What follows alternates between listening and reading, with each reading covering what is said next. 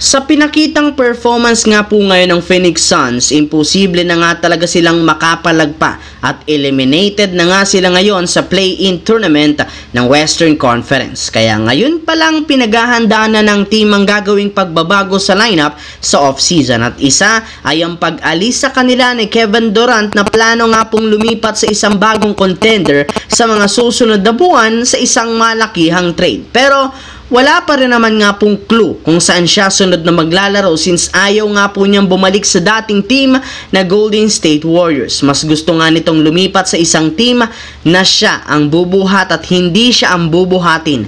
Kung sakali man nga pong maglaro siyang muli sa Golden State, parang pinatunayan lang naman niya na hindi nito kayang manalo ng kampeonato kung wala si Stephen Curry at ayaw niya nga po itong mangyari. Kaya mas gugustuhin nga po ni Kevin Durant na maglaro sa ibang teammates, either Miami Heat, Memphis Grizzlies o kung hindi naman ay sa Minnesota Timberwolves na lahat interesado sa kanyang serbisyo.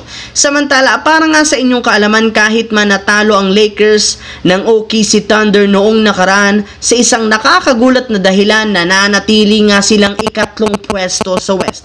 At ngayon, naselyuhan nga nila ang playoff bound. At ang maganda pa dyan, isang panalo nilang kailangan nila para ma-opisyal na makapasok sa top 3. Kaya magkakaroon nga ang Lakers ng syempre susunod na game kontra sa Dallas kanina yan at magiging full force sila. At naipanalo nga ito dahil kay Luka Doncic na nagtala ng 45 points at si LeBron na merong 27 points. Mas lalo pa nga ditong emosyonal ang lahat dahil kay Luka at hindi rin naman talaga nito binigo ang Lakers matapos siya umaagang umarangkada. Tinulungan rin naman siya ni Reeves at LeBron na nag-take over ring. Grabe rin naman ang performance dito ng ilan sa mga key player. Pero hindi rin naman nagpatalo ang Dallas na pinangunahan rin ni Davis na nagkaroon ng unstoppable play. Sadyang outplayed talaga sa last quarter ang Dallas Mavericks at depensa kung saan binantaan lang naman dito si Davis at Clay hanggang sa tuluyang makuha ng Lakers ang panalo. Sa kabilang banda, literal ginulat ng Denver Nuggets kahapon ng buong NBA sa pagsisante